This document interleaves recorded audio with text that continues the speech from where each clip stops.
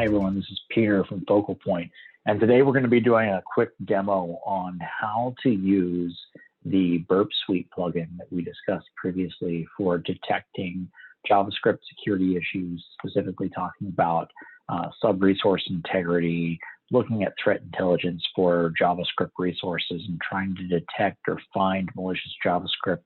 For example, those that are used by MageCart style attacks that we've seen in the wild. So today what we're going to do is we're going to walk through a quick demo. We're going to install the plugin. We're going to go out and find it. We're going to install the plugin, and then from there we will just walk a quick site to get an idea of what kind of things this will detect. Should take no more than 20 minutes. So to start off with, we're just going to go to download the most recent version of the plugin, and you can find that at github.com/phefley. And you can go to the burp JavaScript security extension. And as you're going through here, there's all the information about how this looks. But what we're looking for is releases. So if you go to the releases, the most recent release is version 1.14, and you can download this security extension jar file. So once you've downloaded this file, and I've already downloaded it, you'll just start up Burp. And you can see I've got Burp started up here. Everything's running.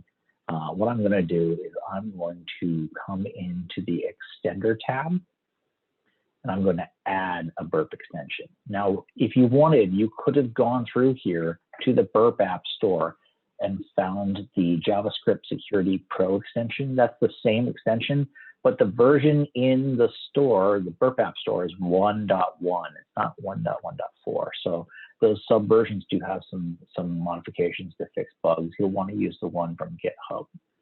So that's what we're going to do. We're going to add a Burp extension. We're going to select the file, and we're going to go to the version that I've already downloaded, JavaScript Security Extension all 1.1.4. I'm just going to open. This is a Java extension. I'm happy to put the output in the UI and in standard error. And it's important to note that I've already downloaded Chrome driver, and I have Chrome installed on my system. So I'm using the Chromium browser. This is an Ubuntu desktop, and I'm using Chrome driver that is installed.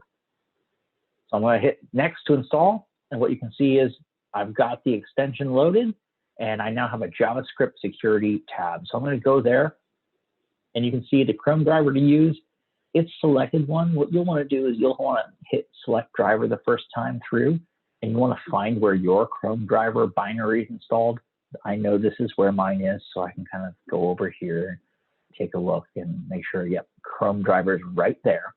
So I'm just going to hit cancel out of that. But that's something you want to do is you select your driver. You can also modify the delay in seconds that you'll wait for the DOM to load, and then you can import IOCs, and we're going to come back to that. So that all said, everything's ready to go. We've loaded the extension. We're ready to kind of take a look at this. So we're going to take this out to the range.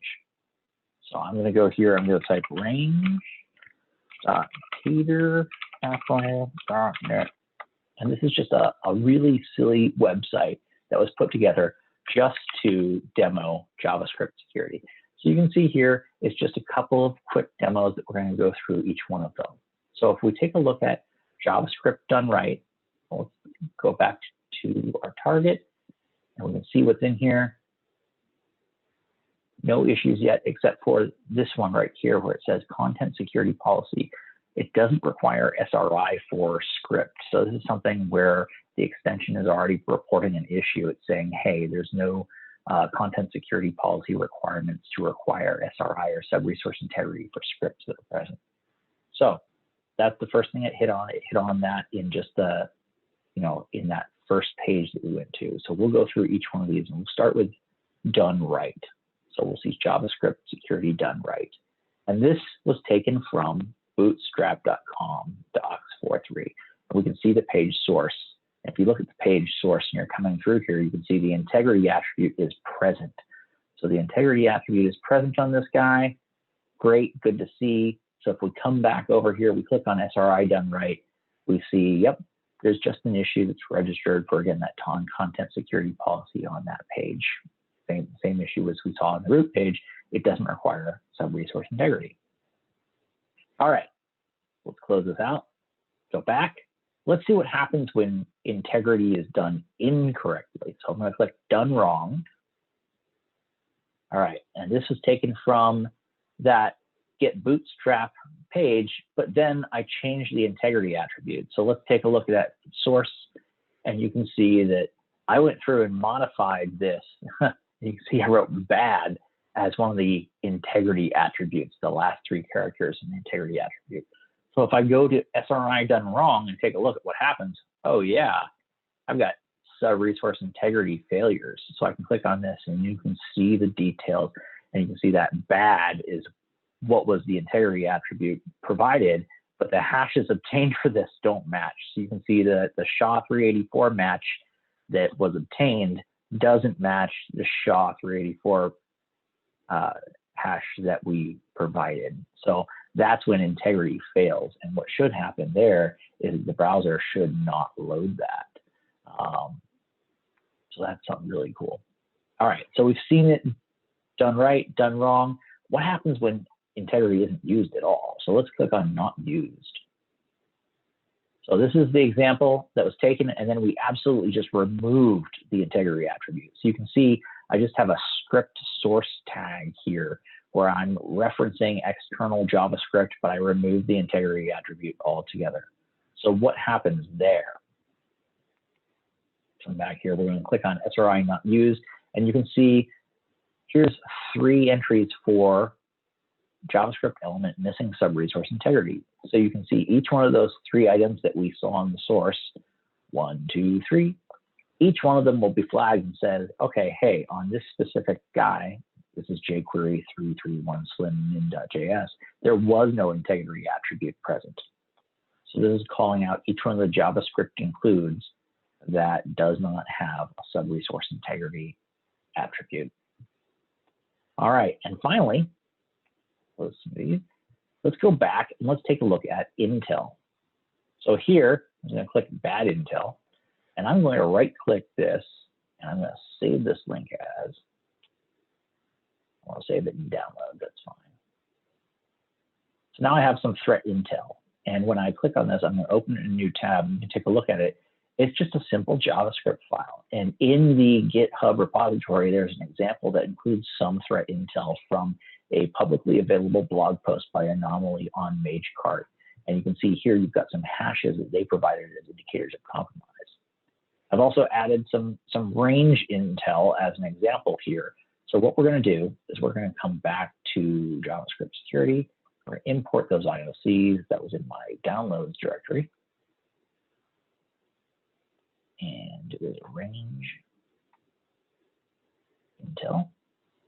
And we'll see that we've got 2 IOCs imported, which is what we expected because we imported that JavaScript file. And then what we can do is we can take a look at that bad intel page. So if we click on bad intel, it'll perform all the checks against this.